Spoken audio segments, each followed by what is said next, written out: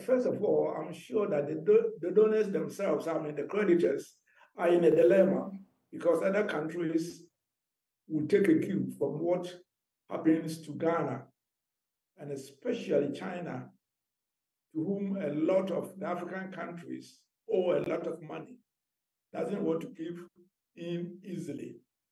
However, Ghana has not been able to service its debt for more than a year now. And I'm expecting that in this first quarter, there will be some accommodation. From the government side, they are saying around February.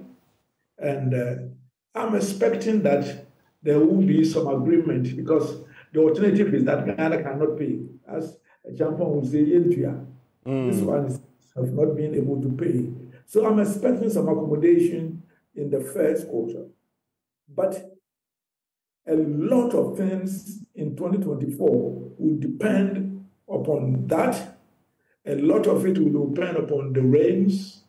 A lot of things will depend upon government behavior in an election year. So it is very, very murky to be able to say this is exactly what is going to happen.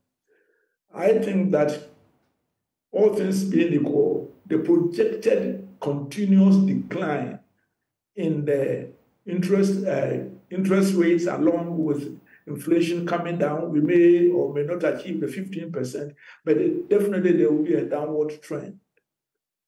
If they are able to come to some accommodation in the first quarter, which I expect, the rate of depreciation of the cedi will be within the neighborhood of about 7 to 10%. There's a projection of 13 cedis to a dollar. I'm not too optimistic. It can go as high as 14. But still, given what has happened in the past, that will be a moderation.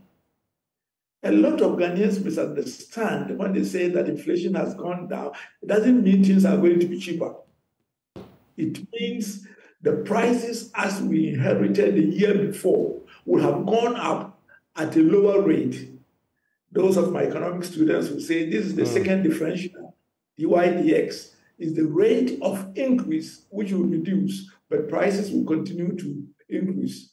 But generally, the hope is that 2024, despite the usual misbehavior of politicians in election year, will see us a bit better than the year before.